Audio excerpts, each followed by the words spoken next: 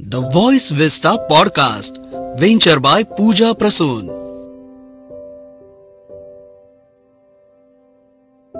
The Voice Vista presents Candid Podcast Poetry Storm, Whispers of Poets and Ghazals.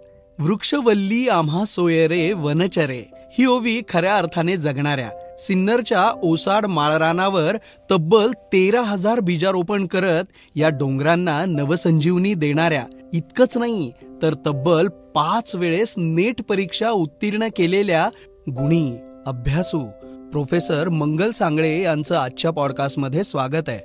Professor मंगल या उत्कृष्ट दिग्दर्शक, कवयित्री, लेखिका यासोबतच बारगाव पिंपरी महाविद्यालय इथे असिस्टंट प्रोफेसर म्हणून कार्यरत आहेत. कविता आणि पर्यावरण संवर्धनाचा अनोखा छंद जोपासणाऱ्या या आदर्श गावकन्येला आज आपण कवितेच्या माध्यमातून ऐकणार आहोत. चला तर मग सुरू करूयात कॅन्डिड पॉडकास्ट पोएट्री स्टॉर्म. नमस्कार, मी प्राध्यापिका मंगल सांगळे. गेल्या 10 वर्षांपासून मी साहित्य क्षेत्रामध्ये कार्यरत आहे. कविता, ललित लेखन यामध्ये मी आजवर लेखन करत आलेली आहे आणि विशेष म्हणजे माझ्या आवडीचा प्रांत आहे तो कविता. तर या ठिकाणी खरं तर कविता ही जी असते ती कवीच्या मनाची घालमेल, त्याच्या मनातील संवेदना ह्या कुठेतरी बाहेर येत असतात आणि त्यातून कवितेचा जन्म होत असतो. ज्याप्रमाणे एखादं बाळ आईच्या पोटात असताना त्याला त्या पोटातून बाहेर येण्यासाठी त्याची जी धडपड सुरू असते, ती जी एक प्रक्रिया असते, कुठेतरी कवितेची देखील तशाच पद्धतीने कवीच्या मनाशी नाळ जोडलेली असते. आणि म्हणूनच मला कविता हा जो साहित्याचा प्रकार आहे तो अत्यंत जवळचा वाटत आलेला आहे. या ठिकाणी मी सुरुवातीला तुमच्यासाठी एक माझी कविता सादर करणार आहे आणि या कवितेचं शीर्षक आहे सिग्नल.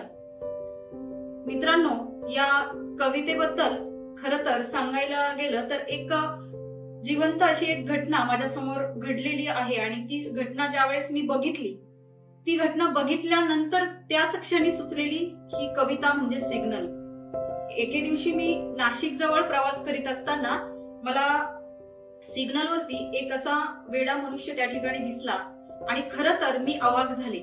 आता वेडा मनुष्य दिसल्यानंतर अवाक होण्यासारखे काय आहे, तर खरं तर त्या व्यक्तीला मी ज्यावेळेस माझं शिक्षण घेत होते, कॉलेजचं शिक्षण घेत होते, त्यावेळेस मी त्याला बघितलेलं. तर तो खूप चांगल्या पद्धतीने काम वगैरे करायचा, बस स्टँडच्या तिथे तो त्याचं काम करत असायचा. मी त्याला बघितलेलं आणि अचानक तो अशा अवस्थेत मला दिसला आणि मन सुन्न झालं आणि अशा वेळेस मला सुचलेली कविता म्हणजे सिग्नल. तर ही कविता मी तुमच्या समोर ठेवते. सिग्नल पडताच तो आज पुन्हा दिसला. सिग्नल पडताच तो आज पुन्हा दिसला. नशिबासारखे फाटलेले कळकटलेले कपडे, नशिबासारखे फाटलेले कळकटलेले कपडे, अस्ताव्यस्त पिंजरलेले केस, असाच न्याहाळत होता तो सर्वांना निर्विकार चेहऱ्याने. असाच न्याहाळत होता तो सर्वांना निर्विकार चेहऱ्याने.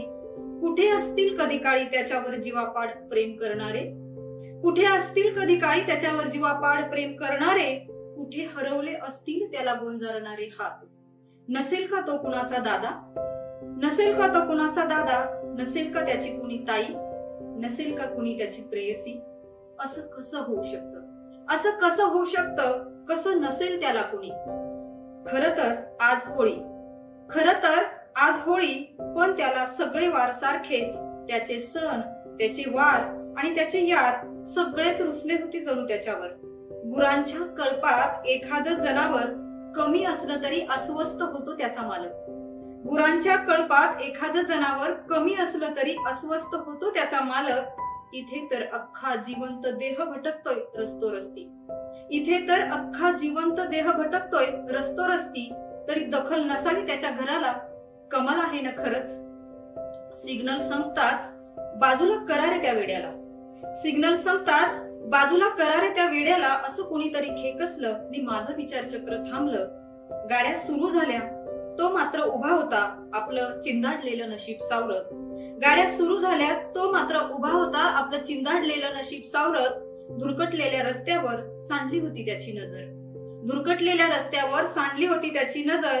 मायेचं कुणीतरी येईल म्हणून की काय, आता मात्र खरंच वेडा वाटला तो, आता मात्र खरंच वेडा वाटला तो. मित्रांनो, ही जी कविता आहे, ही कविता ज्यावेळेस मी लिहिली, अक्षरशः मी प्रवासात असताना देखील गाडी बाजूला घेऊन आणि नंतर ही कविता मी लिहिली, कारण त्या वेळेला माझ्या मनाची घालमेल मला स्वस्थ बसू देत नव्हती. माझ्या मनामध्ये निर्माण होणारी ही जी काही अस्वस्थता आहे तीच या कवितेच्या रूपाने बाहेर आली. आणि एक जो कोणी तो वेडा होता, तर इतके प्रश्न साहजिकच एखाद्या संवेदनशील कवी मनाला नेहमी अस्वस्थ करतच असतात. आणि माझं जे बालपण आहे, माझं बालपण खेड्यात गेलेलं आहे आणि मी अगदी शेळ्या राखण्यापासून तर अगदी शेतातली सर्व कामं, त्यानंतर निसर्गाची मला पहिल्यापासूनच आवड आहे. आणि हा जो निसर्ग आहे, हा निसर्ग माझ्या कवितांचा नेहमीच विषय होऊन बसलेला आहे आणि मला निसर्ग खूप जवळचा वाटत आलेला आहे. या निसर्गाची जी आजची परिस्थिती आहे, तर आज जर बघितलं, शहरांच्या गर्दीमध्ये कुठेतरी माणूस हरवत चाललेला आहे आणि त्याला आज जी ओढ लागलेली आहे तर ती गावाकडची. पण काय आहे ना, की जबाबदारीच्या बेड्या त्याच्या पायामध्ये अडकलेल्या असल्यामुळे त्याला शहरही सुटत नाही आणि गाव देखील सोडवत नाही. तर गाव देखील सोडवत नाही म्हणजे तो जरी शरीराने शहरात राहत असला तरी मनाने मात्र तो गावाकडेच असतो. आणि तो असतो एखादा संवेदनशील कवी. तोच संवेदनशील कवी माझ्या मनामध्ये देखील मला अस्वस्थ करत असतानाच एक बालपणीचा अवखळ ओढा नावाची कविता मला या ठिकाणी सुचली. ती कविता मी तुमच्या समोर सादर करते. कवितेचं शीर्षक आहे बालपणीचा अवखळ ओढा. गेय कविता आहे, मी तुमच्या समोर ती सादर करते. बालपणीचा अवखळ ओढा वाहून दूरी गेला ग, बालपणीचा अवखळ ओढा वाहून दूरी गेला ग, सांजदाराशी घुटमळताना जीव होई थोडा थोडा ग, सांजदाराशी घुटमळताना जीव होई थोडा थोडा ग, हवी हवीशी आजही आहे, हवी हवीशी आजही आहे, पान फुलांची नक्षी ग, हवी हवीशी आजही आहे, पान फुलांची नक्षी ग, गुज सुखाचे गाऊन सारे सांज पिणारे पक्षी ग, गुज सुखाचे गाऊन सारे सांज पिणारे पक्षी ग, वेशी पाशी रेंगाळणारा, वेशी पाशी रेंगाळणारा मनमोर असा हा वेडा ग, सांजदाराशी घुटमळताना जीव होई थोडा थोडा ग, सवंगड्यांचा डाव होता, सवंगड्यांचा डाव होता, चाफा अनगुल बक्षी ग, उजाड भासे गाव माझे गिरट्या घाली पक्षी ग, बाल अंगणी नेऊन मजला, बाल अंगणी नेऊन मजला, आज आत्ता सोडा ग, सांजदाराशी घुटमळताना जीव होई थोडा थोडा ग, कुठे उडाला काळ सुखाचा, कुठे उडाला काळ सुखाचा, स्मृतीच केवळ साक्षी ग, नगरांच्या या गर्दीमध्ये तडफडतो हा पक्षी ग, वाटे मजला वाहुनी जावे, वाटे मजला वाहुनी जावे, मन खळाळणारा ओढा ग, सांजदाराशी घुटमळताना जीव होई थोडा थोडा ग, जीव होई थोडा थोडा ग. या ठिकाणी ही जी कविता आहे, ही कविता म्हणजे मला माझ्या गावाबद्दलची असलेली ओढ, जी माझ्याच नव्हे तर त्या प्रत्येकाच्या मनामध्ये नेहमीच रेंगाळत असते. कातरवेळी एक वेगळीच अस्वस्थता त्या मनामध्ये भरून राहिलेली असते आणि तेच मी या कवितेमधून सांगण्याचा थोडासा प्रयत्न केलेला आहे. यानंतर पाऊस आणि कविता, पाऊस आणि कविता या दोघांचं खूप जवळचं नातं आणि माणूस आणि त्याच्या वेदना यांचं देखील जवळचं नातं. माणूस, वेदना, कविता, पाऊस याच एक थोडस माझ्या मनामध्ये सुरू असलेलं जे एक अस्वस्थता म्हणूया, तर ती पुढील जी कविता मी तुमच्या समोर सादर करते, मृगाचा पहिला थेंब. तर या कवितेतून तृष्णा माणूस आणि त्या तृष्णेमुळेच माणसाची सुरू असलेली जी काही असह्य अशी जी सस्य पालट आहे, तर ती या ठिकाणी मी सादर करण्याचा प्रयत्न करते. कवितेचं शीर्षक आहे मृगाचा पहिला थेंब. तृष्णेचं आभाळ पांघरून इवल्याशा चांदण सुखासाठी, तृष्णेचं आभाळ पांघरून इवल्याशा चांदण सुखासाठी माणसं बोलू पाहत असतात, जे त्यांना बोलता येत नाही आयुष्यभर. तृष्णेचं आभाळ पांघरून इवल्याशा चांदण सुखासाठी माणसं बोलू पाहत असतात, जे त्यांना बोलता येत नाही आयुष्यभर. कधी माणुसकीची भिंत पोकळ ठरली म्हणून, तर कधी माणसंच पोकळ ठरली म्हणून. सभोवताली असतात स्वतःच्या वर्तुळात उभी राहून माणसांच्या व्याख्या सांगणारी माणसं. सभोवताली असतात स्वतःच्या वर्तुळात उभी राहून माणसांच्या व्याख्या सांगणारी माणसं, जी मागत असतात काहीतरी, बोलत असतात काहीतरी, थरथरत्या हातांनी नि चाचरत्या जिभांनी. त्यांच्या थरथरण्याला नि चाचरण्याला असतात आशयाची रहस्यमय वलये. ती आपल्याला शोधता आली तरच म्हणावं, मला माणसांचं दुःख कळतं, नि कुणाच्या वेदनेचा मलम होता येतं वगैरे. ती आपल्याला शोधता आली तरच म्हणावं, मला माणसांचं दुःख कळतं, नि कुणाच्या वेदनेचा मलम होता येतं वगैरे.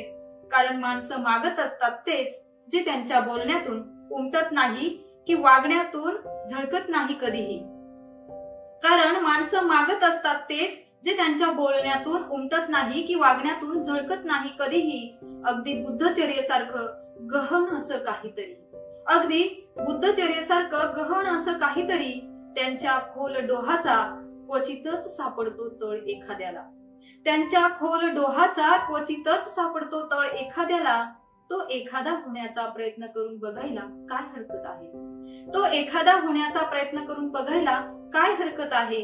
आपल्या उंजळीतील दोन टवटवीत फुलं देऊनही, आपल्या उंजळीतील दोन टवटवीत फुलं देऊनही करता येऊ शकतं एखाद्याचं अंगण सुगंधित.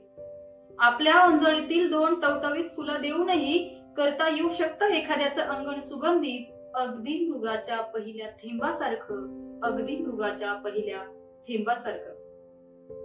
माणूस आणि त्याची तृष्णा यामध्ये माणसाची सुरू असलेली जी काही त्याच्यामध्ये आपण म्हणूया की एक प्रकारची त्याची वेदना त्यातून प्रसवत असते, वेदना त्यातून निर्माण होत असते, आणि तरीही तृष्णा माणसाला सोडत नाही.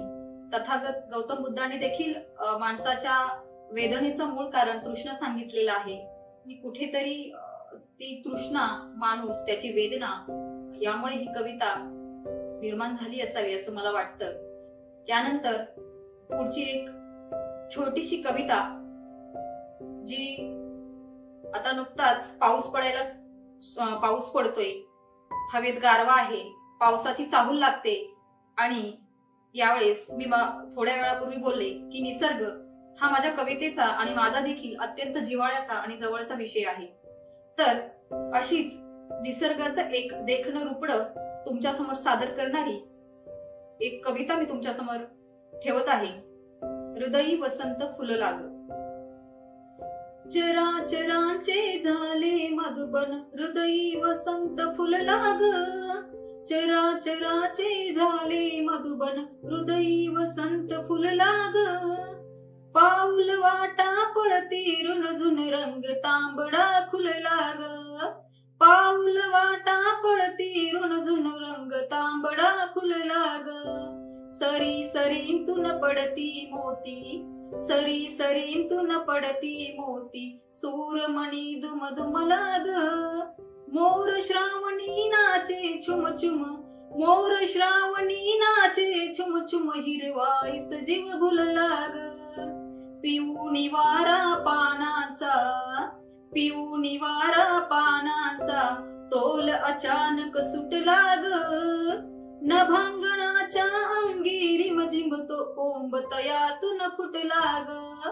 नभांगणाच्या अंगी रिमझिम कोंब तयातून फुटला ग.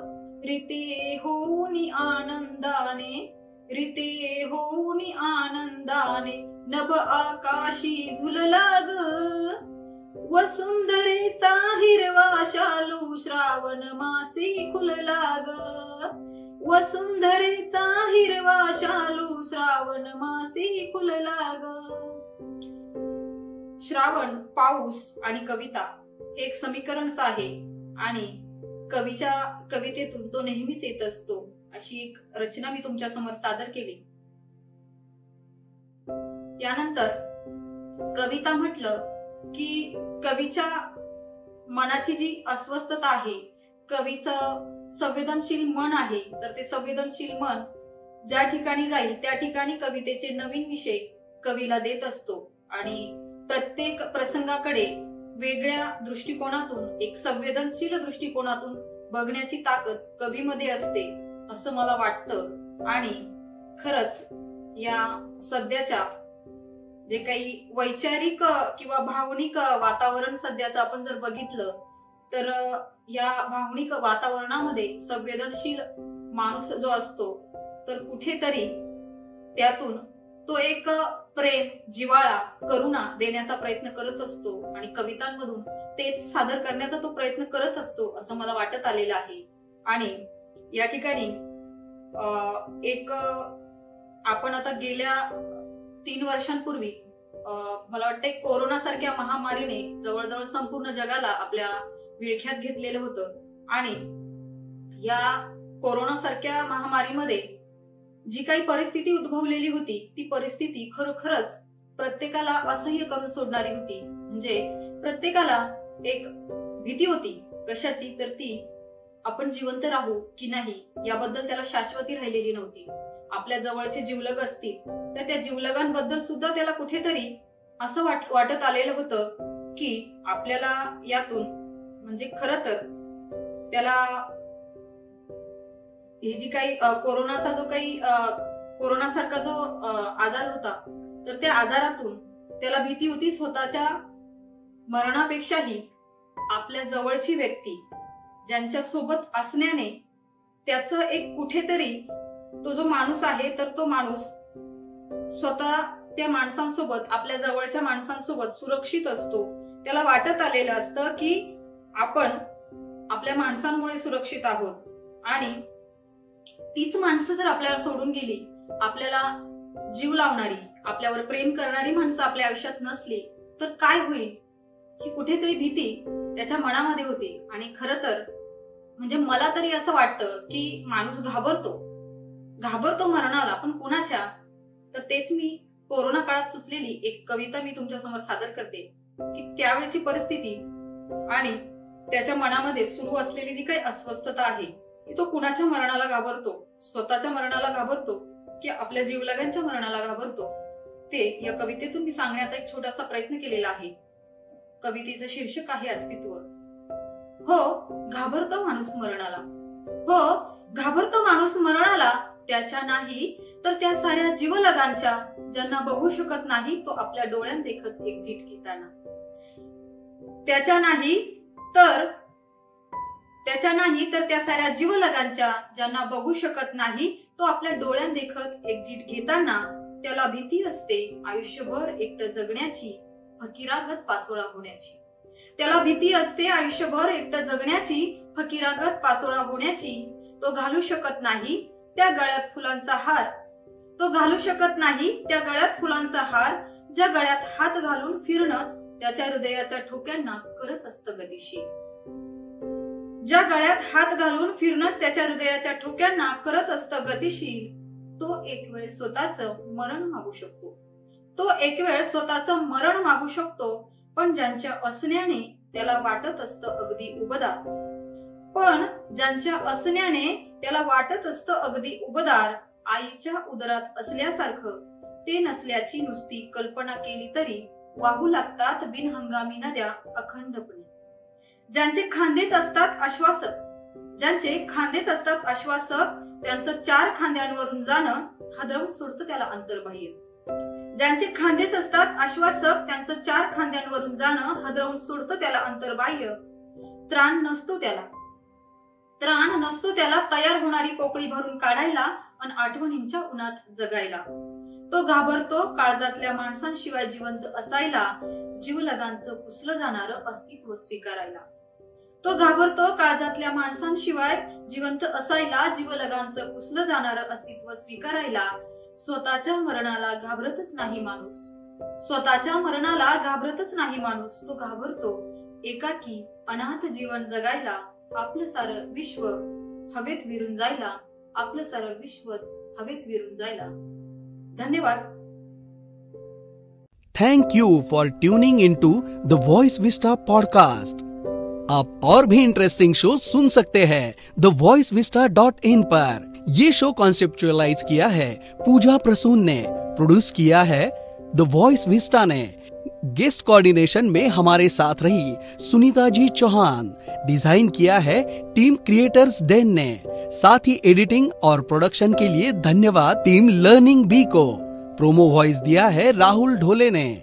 लाइक, फॉलो और सब्सक्राइब करना ना भूलें.